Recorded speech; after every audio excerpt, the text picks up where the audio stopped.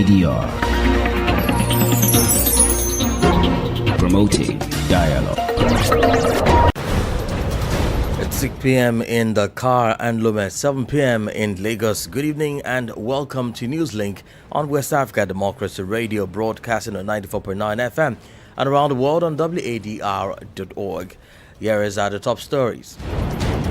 Liberian lawmakers released on bail in capital arson case, trial set for June 10. This is a highly political case. So you don't take the partisans' word for it, you take the IG's word for it. He decided to bring this case based on a basket of evidence of innuendos, lies, and misstatements. In the next few weeks, as we go through the preliminary hearing, we will deconstruct those lies. Russia replaces Wagner in Mali with state-controlled Africa Corps. Association of Victims of Torture in Togo condemn arrests after June 6 protests against rights abuses. And former Ivorian President Gbagbo vows to fight for restoration of political rights following his removal from the electoral roll. We are here in Côte d'Ivoire. We know each other. Some people just talk and talk. They go from one TV show to another, speaking endlessly. Be careful. You are going too far. Be careful. You are really pushing the limits. Enough is enough.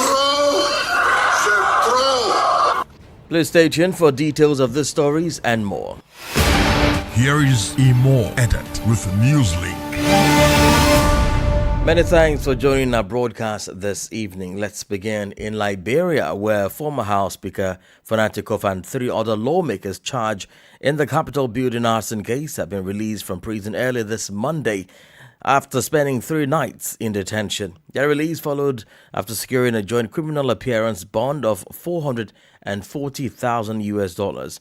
Augustine Gully has the rest of the story. The 4 lawmakers had spent 3 nights behind bars following their indictment in the Capitol building arson case. The bond sureties listed as Jonda Janet Kofa and Marjan Mona Kofa, both residents of Monrovia, were approved Monday morning by Monrovia City Court Magistrate Ben Bako. The defendants include former Speaker Fanati Kofa, Representatives Abu Bana Kamara, Dixon Sibo, and Jacob Dibi. They are required to appear in court on June 10 at 9 a.m. and must remain available throughout the proceedings. Following their release from the Monrovia Central Prison on Monday, former Speaker Fanati Kofa made these remarks. This is our first step in the journey to vindicate ourselves, and we welcome it. Did you hear the press conference of Gregory Coleman? I did say that this is a highly political case. So you don't take the partisans' word for it, you take the IG's word for it. He decided to bring this case based on a basket of evidence of innuendos, lies, and misstatements. In the next few weeks, as we go through the preliminary hearing, we will deconstruct those lies and be able to put together a defense that is worthy. It's a place for human beings. Unfortunately, that's the best the state can offer for Liberian citizens. It's unfortunate, but they are no better than me. As long as we're in a political battle, it's a political win. Meanwhile, the defendants are also on a writ of ne exit republica, meaning they cannot leave the country without court approval. Security services remain on high alert to prevent any flight risk during the ongoing investigation. The case stems from the December 18, 2024 fire that tore through the parliamentary building, causing over $8.6 million in damage. Prosecutors say it was a premeditated and politically motivated attack designed to destabilize the national legislature. The arrests sparked a fierce backlash from opposition parties who condemned the detentions and called for the lawmakers' immediate release. Augustine Coley filed that report. Let's head now to the Sahel region, particularly in Mali, where Russia is reinforcing its presence in the country with a new formal military unit known as the Africa Corps, now under the direct command of Moscow's military Ministry of Defense.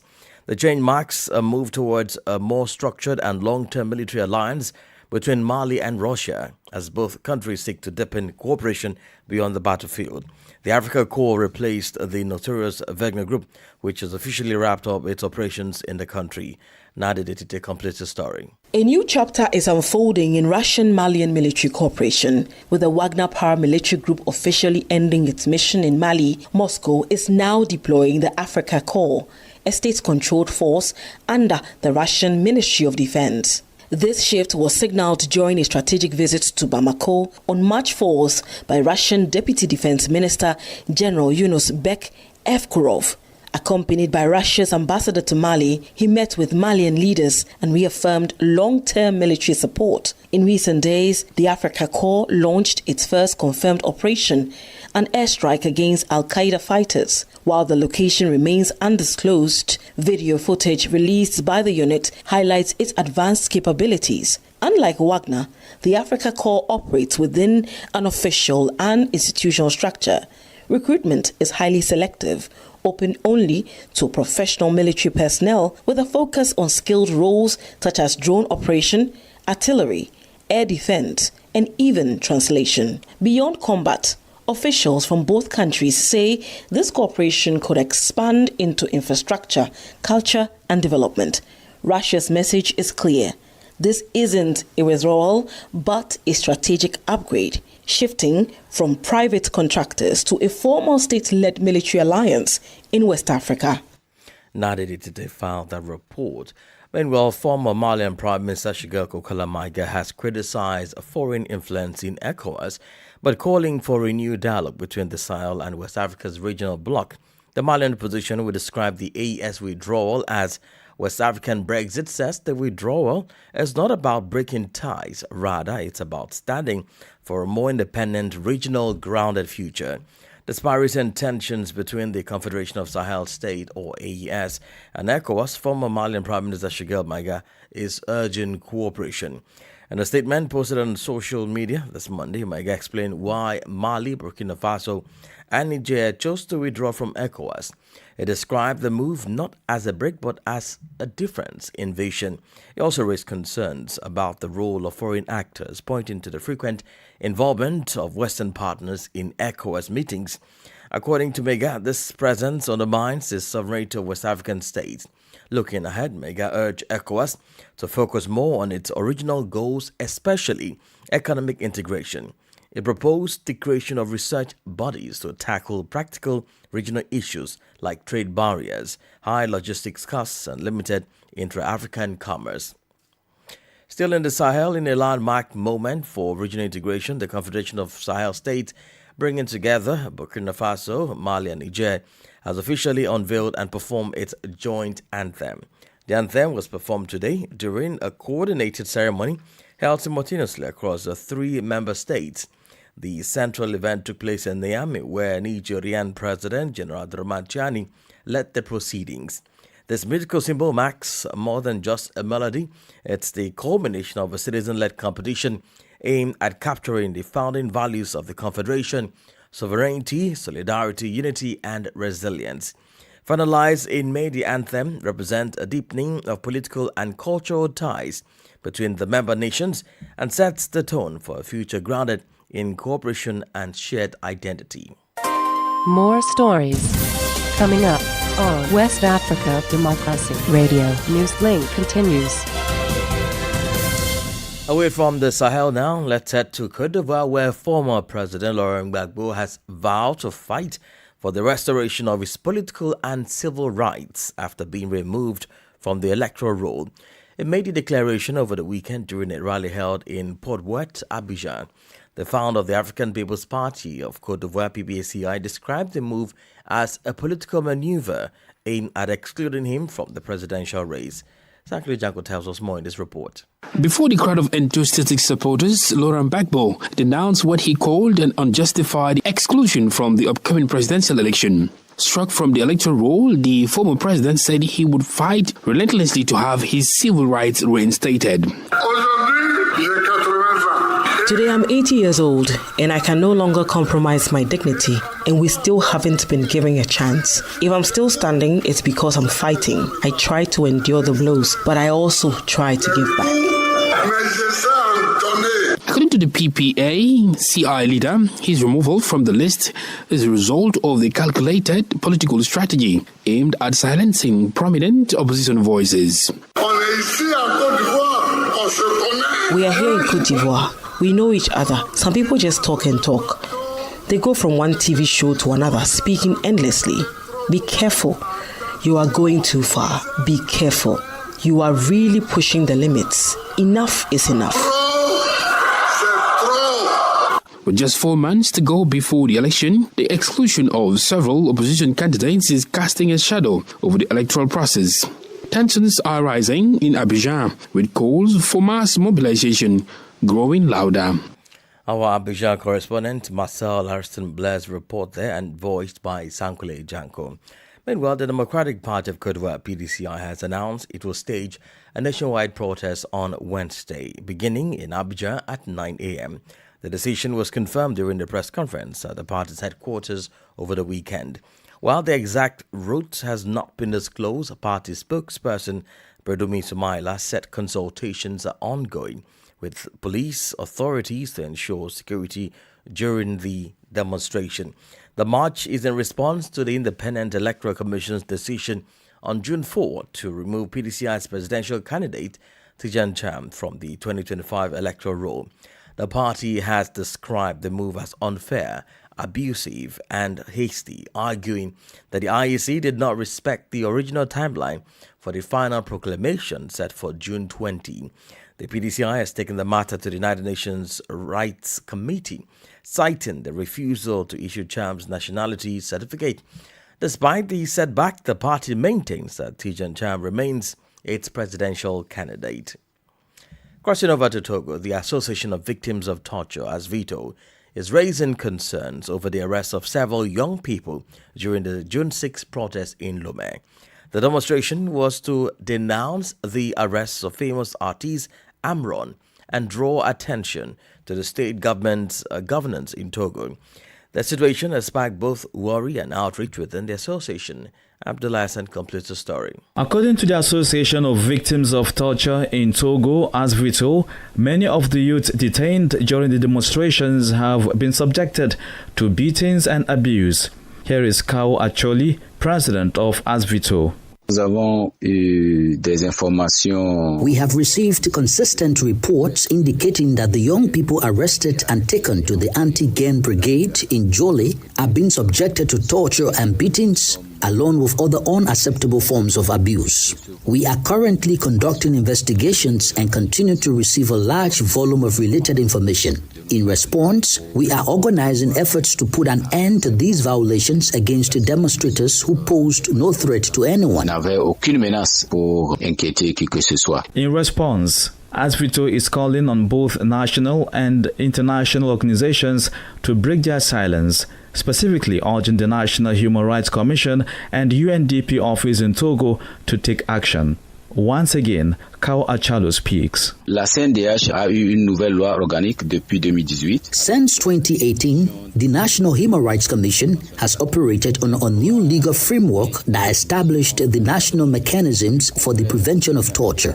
This law was intended to grant the Commission greater independence and specific powers to prevent torture when completely co-opted by those in power, and now merely serves to cover up acts of torture and protect the perpetrators. The UNDP remains one of the National Human Rights Commission main partners. A few years ago, expert de Monaco visited Togo to assess the work of the newly restructured commission. Sadly, there has been little to no progress. If anything, the situation appears to be deteriorating. Among those arrested are student leaders, civic activists, political figures, and content creators. The protest was aimed at denouncing the arrest of activist Amron and drawing attention to poor governance in the country. A report there by WDR Sylvia Wadrago and voiced by Abdullah Hassan. In Ghana, the Commissioner of the Commission on Human Rights and Administrative Justice, SHRAD, Dr. Joseph Whitall, is urging stronger collaboration between national institutions, international organizations, and governments in the ongoing fight against corruption.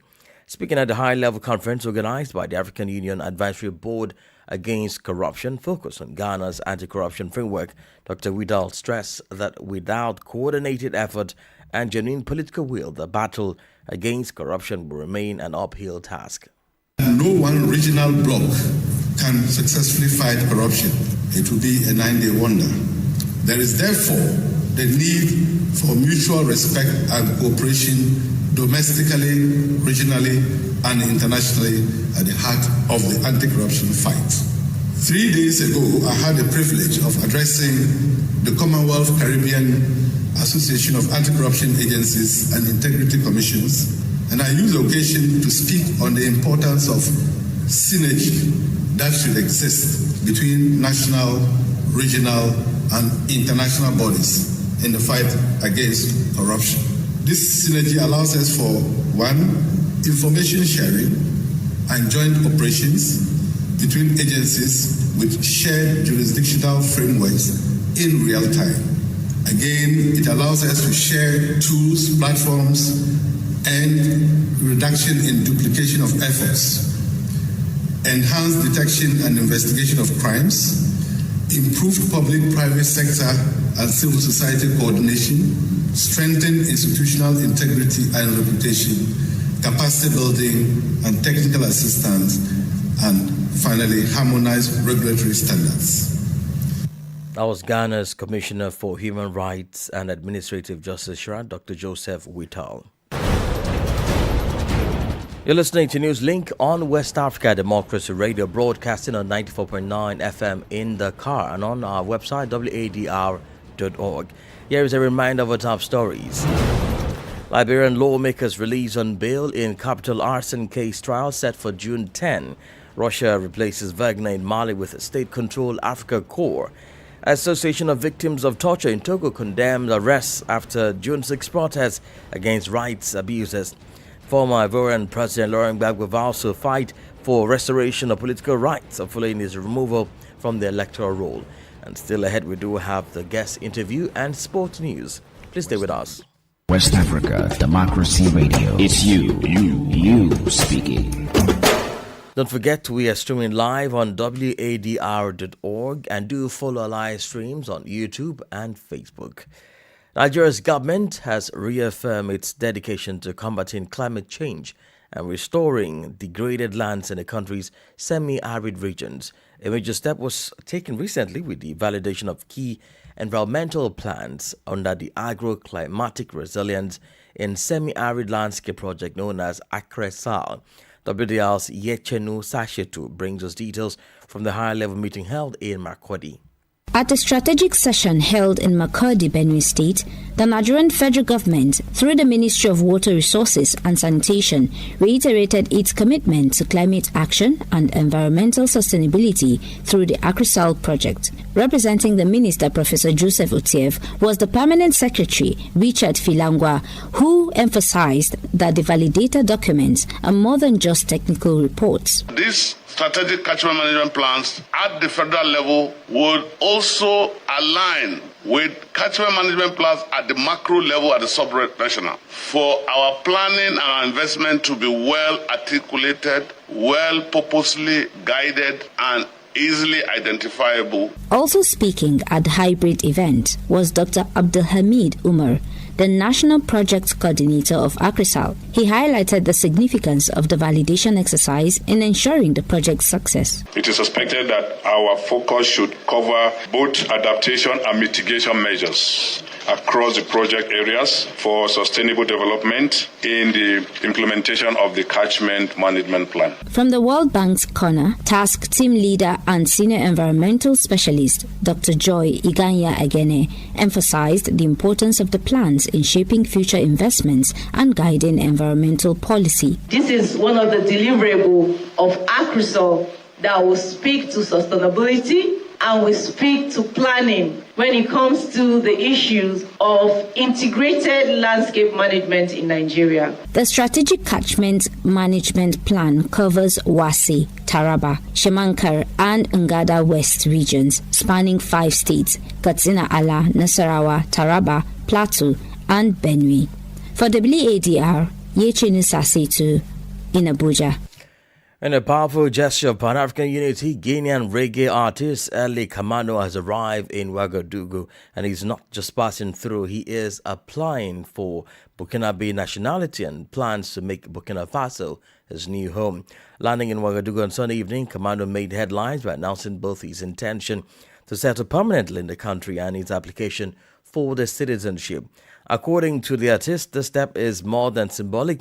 It's a show of solidarity with the people of Burkina Faso, the Confederation of Sahel State, AES, and especially President Ibrahim Traoré. Kabano unveiled a new single titled IB Kuma, a tribute to the Burkinabe leader, and plans to shoot the music video right there in Ouagadougou. Known across Africa for his socially conscious lyrics and strong Pan-African views, Kamano began his music career in rap before moving into reggae in the early 2000s. Beyond entering Guinean politics in 2018, found the Guinean Party for Solidarity, Democracy and Development, and in 2024, he released a full album supporting the AES alliance between Burkina Faso, Mali and Niger, reinforcing his commitment to sovereignty and self-determination for the region. Politics, analysis on major news, social matters and all. This is A Guest. Well, our guest this evening is Liberian political analyst Abdullahi Katiamba. He speaks about the brewing tension between the coalition of opposition political parties, the ruling party and the justice over the arrest of high-profile lawmakers over the weekend. Former Speaker Fanatic Kofa and 3 others were detained after long hours of questioning by the National Police for their role in the arson attack on the National Assembly ahead of their release early today. As an observer, Katiamba says, like him, experts and citizens alike are calling for a transparent and fair process to calm tension across the country. He warns that there is a lot at stake. This issue has been looming over Liberia for some time. The capital got burned, and there was a demand for investigation. There was a demand for understanding exactly who was responsible for this. And for some reason, the whole political process about the Supreme Court decision overshadowed that. And then there was initiative. So I think people are, the government said they believe that these people were behind it, have sufficient evidence, overwhelming evidence, and come to the Inspector General of the Police. So our hope is that we want the process to be free and fair. It is a legal process. That is the system in our country. The only hope is that it is not politicized, it is not weaponized, the legal system is not weaponized to score political goals or to achieve political ends. But we want to watch the process and see where it leads. It is too early to reach a conclusion on what is the process going to be free and fair, what is politically motivated. For me, it is too early. It is the same legal process that passed a verdict in favor of Kofa recently, that he's a legitimate speaker. So let's give the process a chance to work itself out. If there's something alarming and concerning, I think there'll be many voices will be raised. The coalition of opposition political parties in Liberia has already raised concerns and said that the whole process is nothing but a political witch hunt. First of all, that interpretation what you mean is removed before. That is subject to a lot of debate, even in the legal community in Liberia. So I won't hang on that. There have been lawmakers who have been arrested in the past. There have been judges who have been arrested in the past. So I don't want to hang on it. But the point is, even if it is political, it's politically motivated, we would not know at this stage. Instinctual reaction. If you arrest the opposition leader, it's politically motivated. That is clear. I mean, even the UP made the same statement against the CDC government when they're in power. So the opposition will make the same statement.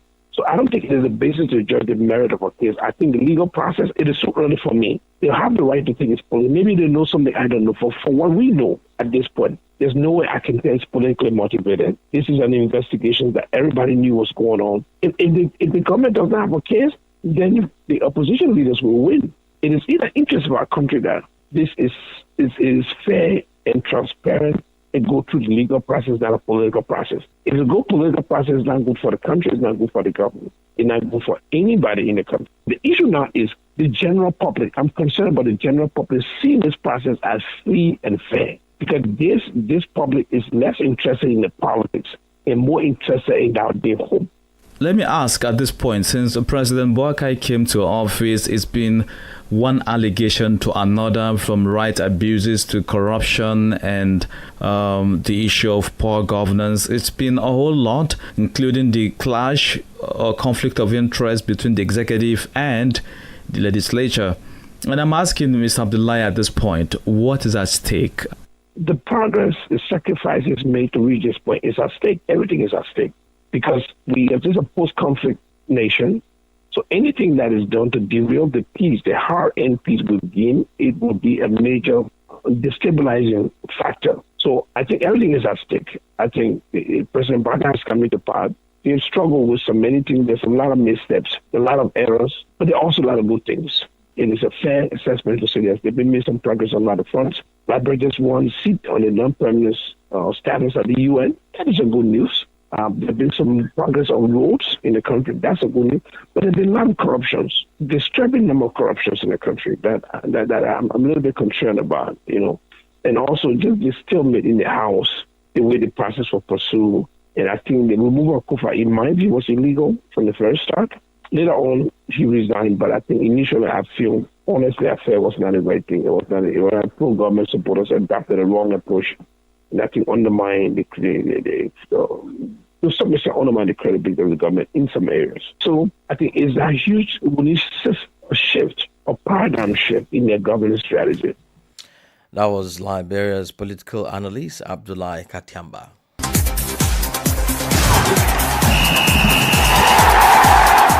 And in sport news, Osimhen's rejected transfer is topping the headlines, and Sankle Janku is here to give us the details. Sankle. Yes, Amo, you're right. Let's go straight to business because Victor Osimhen, the Nigerian striker currently owned by Napoli, has rejected a jaw-dropping 30 million euros, or its equivalent of 53,445 million naira per season. Offer from, of course, Saudi Pro League Al Hilal. Sources say Al Hilal has reached an agreement with Napoli to trigger Osimhen's 75 million euros related clause, hoping to sign him in time for FIFA Club World Cup, which kicks off on June 14. However, the Saudi side, now led by former Inter AC Milan coach Inzaghi, has been pushing harder to land a 26-year-old forward, but Osimhen has made his decision. He will not be heading to the Middle East. Despite the enormous financial offer, Osimhen is determined to continue his career in Europe. It's unclear whether Galatasaray, where he spent 2024-25 season on loan, will make another move to sign him permanently. Osimhen's decision sent a strong message that money isn't everything. The race is now among European clubs for one of the game's most talented demand forwards. Elsewhere, Portugal has claimed its second UEFA Nations League title, edging out Spain 5-3 in penalty shootout. Late night Sunday, of course, the two European powerhouses battled to a 2-2 draw through regular extra time before the match was decided from the sports kick.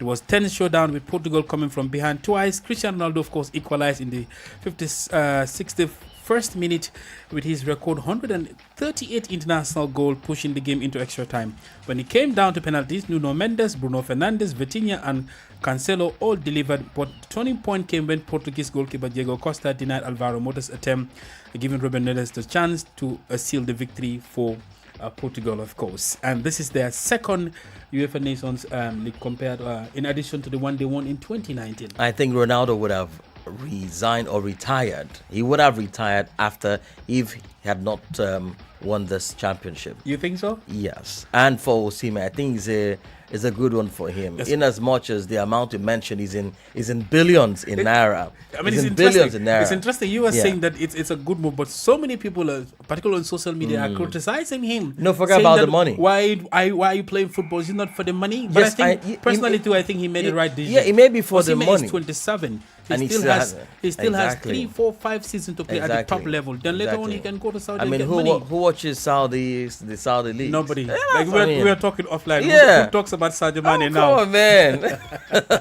Many thanks, Uncle, for sport news. And we've come to the end of this edition of Newslink from West Africa Democracy Radio, broadcasting from Dakar, Senegal.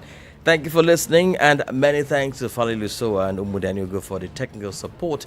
Do connect with us on all of our social media platforms, X, formerly Twitter, Instagram at WDL News, and Facebook, West Africa Democracy Radio English Service. Coming up at the bottom of the hour is our flagship health program, Well Buddy.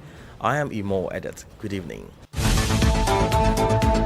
And many thanks to you for listening to Newslink via Hot 104.3 FM, New Me FM 94.0, Hilltop Radio 104.7 FM, and Veritas Radio 102.9 in Banjul, the Gambia. We also appreciate our listeners in Liberia via Alternative Youth Radio 98.9 FM, Lofa County. Radio Kaigama 94.5 FM Nibe County, DCN Radio 91.3 FM Riverside County, Wakat FM Radio Banga Liberia, Radio Baf FM 91.3 Sierra Leone. For you listening via Radio Pad 95.1 Damango, Savannah region, and on Royals FM 104.7 Wenchi, Ghana, we say a big thank you. Remember, West Africa Democracy Radio is all about you, your views, and your opinions.